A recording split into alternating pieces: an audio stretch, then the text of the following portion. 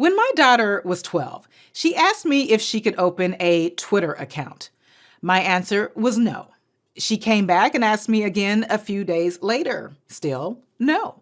A few weeks later, she reached out to her aunt, my sister, in a futile attempt to get support for her need to have a Twitter account. My 12-year-old's response to hearing no is a lot like your customer's response to hearing no.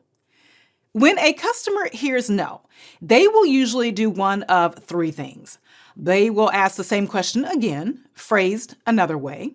They'll try to go around you, or they'll try to make the case for why your decision should be changed.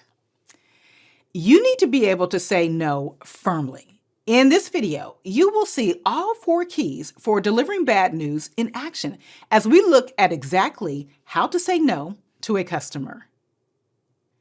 Let's say an upset customer has asked to speak to your manager. And let's say in your company, you are expected to do everything possible to handle the call without escalating to a manager. You have the option to transfer the call, but you are expected to use all means to handle the call yourself. Here's how you might say no to a customer in this situation using all 4 keys for delivering bad news. Acknowledge concern. Don't say anything to the customer who asks for a manager without first demonstrating that you fully understand their frustration or whatever it is they are feeling.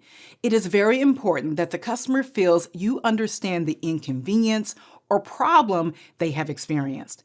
If they don't feel you understand what they are feeling, they may become more difficult and the call will most likely escalate. Do it this way.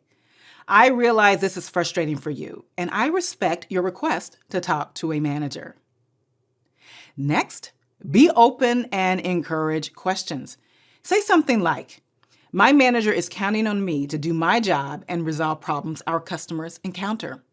Will you give me a chance to try to fix this before we go any further? This openness will make it easier for the customer to talk to you and let you help them. Then, I want you to offer the customer an alternative. That is, if you ultimately aren't able to help the customer or if the customer just refuses to talk to you, you need to give them the option to speak with your manager. Do it like this. If after talking to me, you're not happy, I'll connect you with my supervisor. How does that sound? What you've done here is you've said no. I won't simply transfer you to my manager without even saying the word no. You've been diplomatic just by using 3 of the 4 keys. Throughout your dialogue with the customer, when you have to say no, be clear and unequivocal. This is the last key, and I want you to make sure you use it. When you say, my manager is counting on me to do my job and resolve problems our customers encounter, will you give me an opportunity to try to solve the problem before we go further? You are clearly telling the customer that you want to help them. You have made your willingness to help clear.